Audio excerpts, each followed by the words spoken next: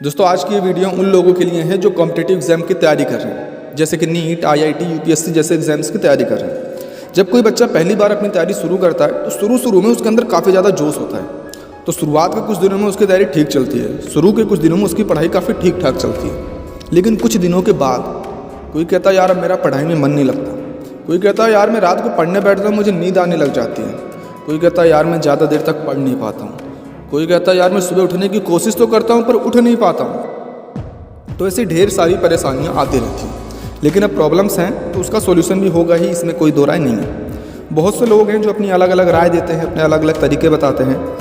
कोई कहता है बेटा तू रात को कम खाया कर, इससे तुझे नींद नहीं आएगी। कोई कहता है बेटा तू ये वाला योगा कर, इससे तेरा पढ़ाई में ध्यान लगेगा। कोई कहता है बेटा तू ये खाया कर, इससे तेरा माइंड शार्प हो जाएगा। तो कुछ महान हस्तियाँ ये कहती हैं भाई तू एक सिगरेट पी ले, रात भर में तेरी पूरी फिजिक्स खत्म। बेटा इस तरह फिजिक्स तो नहीं खत्म होगी, हाँ तुम जरूर खत्म हो जाओगे। इंटरनेट पे ऐसे आपको हज़ारों तरीके मिल जाएंगे, पर जितने भी तरीके हैं इन सब की वैलिडिटी 2 दिन से ज़्यादा नहीं होती है। कोई भी तरीका अप्लाई कर लो, 2 दिन तक आपको लगेगा हाँ यार ये वाला तरीका बड़ा बढ़िया है, इससे पढ़ने में मज़ा आ रहा है, इससे पढ़ाई हो रही है। पर 2 दिन के बाद सब कुछ नॉर्मल हो जाएगा, सब पहले जैसा हो जाएगा। आपने अभी तक बहुत से एग्जाम्स दिए होंगे, 9th, 10th, 11th, 12th और इससे पहले भी कई एग्जाम दिए होंगे, बहुत से टेस्ट दिए होंगे। तो एग्जाम के 2 दिन पहले सर पे ऐसा कौन सा भूत सवार हो जाता है कि रात रात भर जाके पढ़ना शुरू कर देते हो? ऐसा क्या हो जाता है कि किसी से बात करने का भी टाइम नहीं रहता? ऐसा इसलिए होता है क्योंकि उस वक्त माइंड में बहुत ज़्यादा प्रेशर होता है। उस वक्त पढ़ाई के अलावा कुछ और नज़र ही नहीं आता है। ऐसा इसलिए होता है क्योंकि उस वक्त ये बहाना नहीं चलता कि चलो आज नहीं कल पढ़ लूँगा, क्योंकि अब तो टाइम ही सिर्फ आज का बचा है। तो अगर आप चाहते हो कि आपका ध्यान पढ़ाई से ना भटके, आप चाहते हो कि आपका मन पढ़ाई में लगा रहे, तो उसका सिर्फ एक तरीका है कि आप अपने माइंड को वहाँ बिजी रखो जहाँ आप कुछ करना चाहते हो, यानी अपने माइंड को पढ़ाई में बिजी रखो। पर यही तो हो नहीं पाता है ना, माइंड को पढ़ाई में बिजी तो नहीं रखा जाता है। चलिए मैं आपको बताता हूँ कैसे आप अपने माइंड को पढ़ाई में बिजी रख सकते हो। आपने देखा होगा जितने भी बड़े कोचिंग इंस्टीट्यूट्स हैं वहाँ पर क्लासेस भले ही हफ्ते में सिर्फ 4 लगती हैं, पर वो आपसे टेस्ट इतने करवाएंगे कि आप अपनी होली दिवाली भूल जाओगे। पता चला आज इस चैप्टर का टेस्ट है तो अगले हफ्ते दूसरे चैप्टर का टेस्ट, फिर कभी पूरी यूनिट का टेस्ट आ जाएगा, कभी हाफ सिलेबस टेस्ट, कभी फुल सिलेबस टेस्ट, कभी मॉक टेस्ट शुरू हो गया।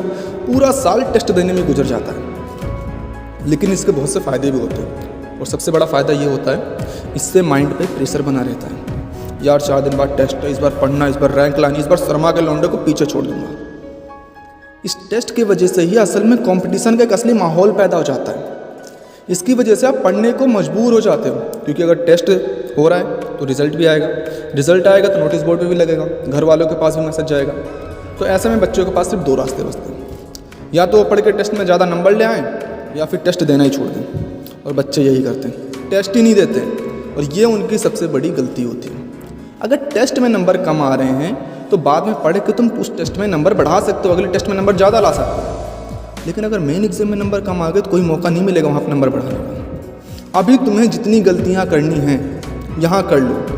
टेस्ट इसीलिए किया जाता है ना ताकि आपकी गलतियों को, आपकी कमियों को सुधारा जा सके। तो अभी तुम्हें जितनी भी गलतियाँ करनी है यहाँ करो, उन गलतियों को सुधार भी लो।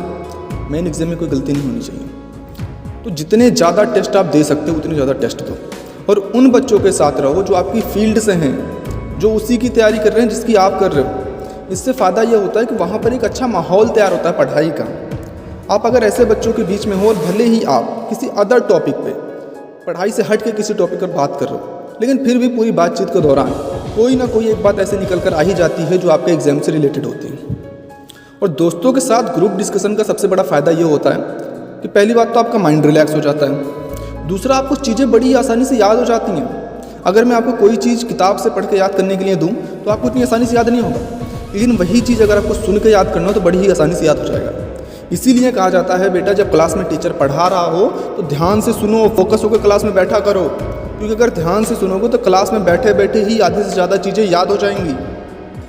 फॉर एग्जाम्पल आप 2.5 घंटे की मूवी देखते हो, 2.5 घंटे की मूवी देखते हो और आपको उस मूवी के सारे सीन, सारे डायलॉग बड़ी ही आसानी से एक बार में याद हो जाते हैं। लेकिन अगर उसी जगह मैं उसी मूवी की कहानी को एक पन्ने पे उतार के आपको याद करने के लिए दूँ तो आपको उतनी आसानी से याद नहीं होगा। और यार अगर सही ढंग से पढ़ाई करनी है, अगर तरीके से पढ़ाई करनी है तो वैसा ही एक माहौल तैयार करना होगा। और माहौल कैसे तैयार करना है वो मैंने बता दिया है। अब ज़रूरी नहीं है कि आप किसी कोचिंग इंस्टीट्यूट में एडमिशन ले ही लो। बहुत से ऐसे बच्चे हैं जो सेल्फ तैयारी करते हैं, किसी इंस्टीट्यूट में एडमिशन नहीं लेते और वो बच्चे सिलेक्ट भी होते हैं। लेकिन टेस्ट देना जरूरी है, तो आप कोई अच्छी सी एक टेस्ट सीरीज जरूर ज्वाइन करो जहाँ पर रिजल्ट ऑल इंडिया रैंक में आता हो, जिससे आपको अपनी पोजीशन का भी पता चलता रहेगा और एक पढ़ाई का माहौल भी तैयार रहेगा। और यार ये जो लोग कहते हैं सीने से नहीं पेट से सांस लो तो नींद नहीं आएगी, ये वाला योगा करो तो पढ़ाई में ध्यान लगेगा, यार इनकी बातें मुझे समझ नहीं आती। समझ में नहीं आता कि कोई इंसान पेट से कैसे सांस ले सकता है, फेफड़े पेट में थोड़ी ना फिट है। और जब पढ़ने बैठोगे तो सवाल पे फोकस करोगे, ये देखोगे सांस कहाँ आ रही है कहाँ जा रही है। और यार बड़ी सीधी सी बात है, जब माइंड पे प्रेशर होगा ना, चिंता होगी, तो नींद तो बहुत दूर भाग जाएगी खुद ब खुद। कभी अपने पापा से पूछ के देखना वो सुबह इतनी जल्दी कैसे उठ जाते हैं, क्योंकि उन्हें चिंता रहती है मुझे जॉब पे जाना है, अगर जॉब पे नहीं जाऊँगा तो पैसे नहीं मिलेंगे, पैसे नहीं मिलेंगे तो घर कैसे चलाऊँगा, उन्हें चिंता रहती है, इस वजह से वो उठ जाते हैं। अब ये मत कहना सर लोग तो कहते हैं कोई चिंता नहीं करनी चाहिए, कोई टेंशन नहीं लेनी चाहिए, बिल्कुल फ्री माइंड से पढ़ना चाहिए। अरे फ्री माइंड से पढ़ने का मतलब ये थोड़ी ना होता है किताबें साइड में रख कर बैठ जाओ।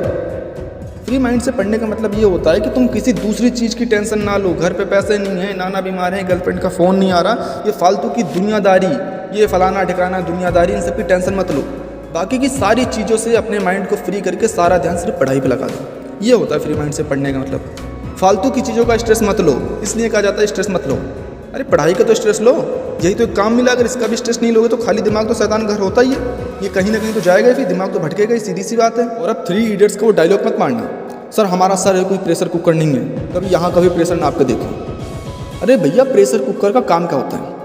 प्रेशर कुकर में खाना पकता है और उस प्रेशर कुकर के अंदर प्रेशर बनने के कारण खाना काफ़ी जल्दी बन जाता है अदर बर्तन के कंपैरिजन में। अगर कुकर के अंदर प्रेशर नहीं बनेगा तो खाना कैसे बनेगा? बनेगा पर बहुत ज़्यादा समय लगेगा। तो भैया अगर सिलेक्शन चाहिए तो प्रेशर लेना पड़ेगा, बड़ी सीधी सी बात है। तो अगर आज की पूरी वीडियो के कंक्लूजन की बात करूं और एक लाइन में अगर मैं सारी बात कहना चाहूं तो वो ये है कि अगर आपको अपने माइंड को किसी भी तरह के डिस्ट्रैक्शन से दूर रखना है तो आपको अपने माइंड को बिजी रखना होगा पढ़ाई में, और बिजी रखने के लिए आपको वैसा ही माहौल तैयार करना होगा। अगर मैं एग्जांपल लेना चाहूँ, आपने आर्मी की भर्ती देखी है कभी, जो खुली भर्ती होती है, 1000 बच्चों को एक साथ यूँ ही दौड़ा दिया जाता है ट्रैक पे। अगर मैं उस भीड़ में दुनिया के सबसे आलसी इंसान को ला के खड़ा कर दूँ तो दुनिया का सबसे आलसी इंसान भी उस भीड़ में भागेगा, वो दौड़ेगा, क्योंकि उस वक्त उसके चारों तरफ जो लोग हैं वो दौड़ रहे हैं, वो भाग रहे हैं, वो मजबूर होके भागेगा। तो माहौल का बहुत बड़ा फर्क पड़ता है। इसीलिए हमारे बड़े बूढ़े कहते थे बेटा अच्छी संगत में रहो। संगत का बहुत बड़ा फर्क पड़ता है। वो पागल नहीं थे, बस हाँ हम आजकल थोड़े ज़्यादा समझदार हो गए।